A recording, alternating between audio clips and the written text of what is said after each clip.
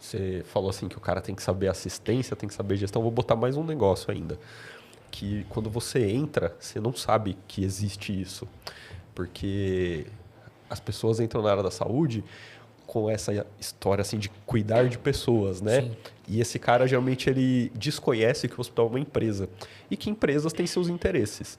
Então ele está lá querendo cuidar de pessoas e ele acha que todo o hospital está focado em cuidar de pessoas e não é necessariamente isso. Tem pessoas lá dentro que estão vendo outras coisas. Então, vou dar o meu exemplo. Quando eu entrei desde a pós, eu já entrei com esse negócio de querer botar a mobilização precoce. E aí, óbvio que quando eu era aluno, eu achava que o problema é que eu era aluno e que isso não dava certo porque eu era aluno. Aí, quando eu virei assistencial no meu hospital, eu fui com a mesma ideia. E aí eu vi que também não dava certo. Daí eu falei, puta merda, o que tá acontecendo, né? E aí você não tem conhecimento suficiente para entender que uma coisa é o que o assistencial acha que seria o ideal pro hospital e outra coisa é a ideia que o hospital tem do que é ideal para ele. Então, assim, será que o hospital tem a mesma ideia que você? Vocês querem chegar no mesmo lugar? Ou o hospital está mirando num lugar que não passa pelo que você quer implementar agora?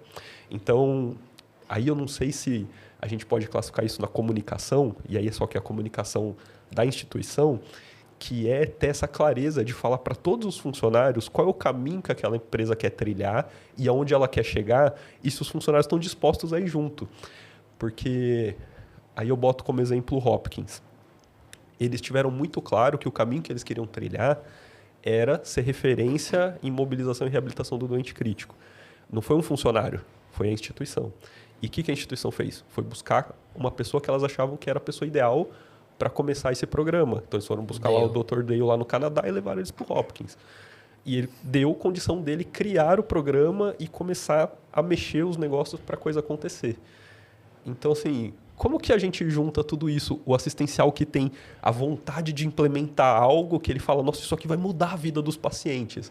E aí ele entende que não basta só mudar a vida dos pacientes, né? Em algum ponto eu entendi isso. Por isso que hoje na minha aula eu tenho que botar um monte de coisa financeira que muda a vida da instituição também para poder justificar coisas, né? Como que a gente trabalha tudo esse... Você falou uma palavra aí que é muito importante e é mágica para tudo. Clareza. Clareza de ambos os lados. Clareza da instituição e clareza do profissional que está prestando serviço para a instituição. Né? Por isso que hoje na gestão, e isso já é uma informação bastante passada, valores, missão e visão da instituição. Se você perguntar hoje para os assistenciais, quem sabe missão, visão e valores da instituição que está trabalhando? São poucos, são os diferenciados. E aí, assim, se você tem clareza do que você quer enquanto profissional, como você está falando que você tem.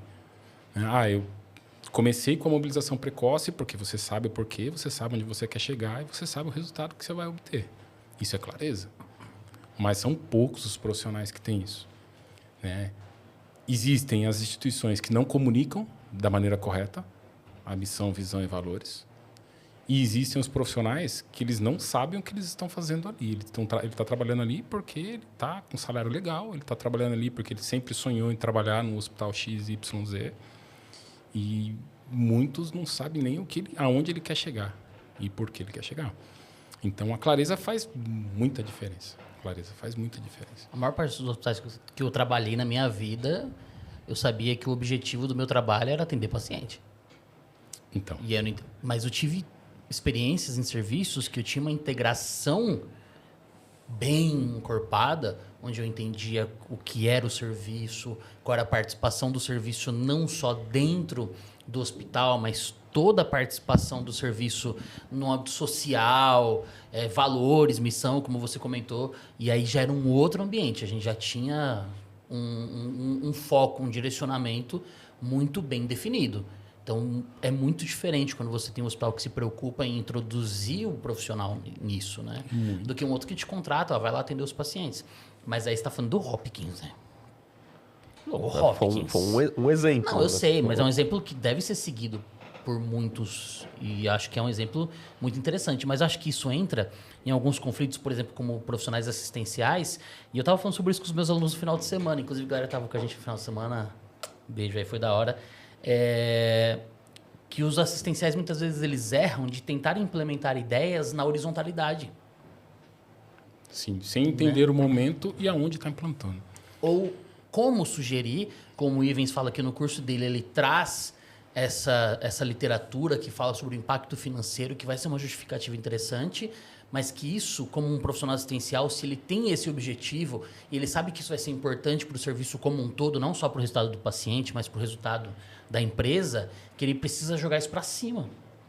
Vamos dar um exemplo, quando eu era imaturo assistencial, me incomodava utilizar a escala de Coma de Glasgow, porque eu entendia que ela não era a melhor ferramenta para o perfil do paciente crítico não TCE.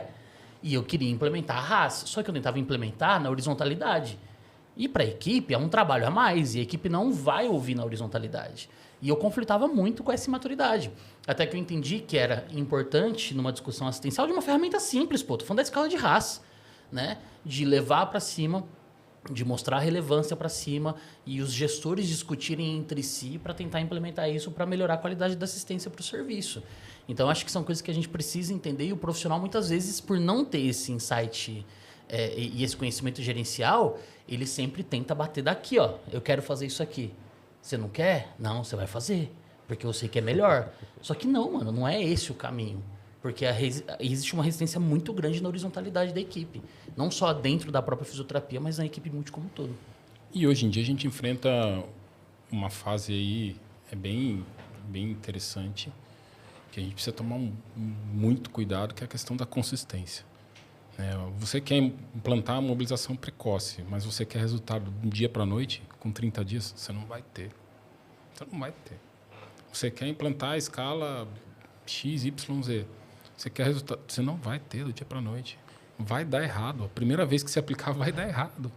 Você vai perder dispositivo na mobilização precoce. E eu já escutei você falando de mobilização precoce pra caramba. Você vai perder dispositivo, você fala isso. Você vai perder dispositivo. Vai perder. Mas por quê? Só perde quem faz a mobilização precoce. Exato. Eu posso falar que eu tenho 0 quedas no meu hospital. Ah lá. Se eu olhar que nenhum paciente está saindo do leito, qual foi a vantagem disso? Justamente. Qual é o índice de queda? 0. Lembrei de um bagulho. Mas você está tirando quando você está tirando seu paciente do leito? Nunca. Então assim, não tem vantagem nenhuma. Não é mérito nenhum. Você entendeu? Então, e aí, no primeiro obstáculo, não deu certo, deixa para lá. Fora as interferências que a gente tem extra equipe de fisioterapia. Sim. Então, assim, se a equipe mobilização precoce é um exemplo clássico. Se a nossa equipe de fisioterapia não acreditar na mobilização precoce, desculpa.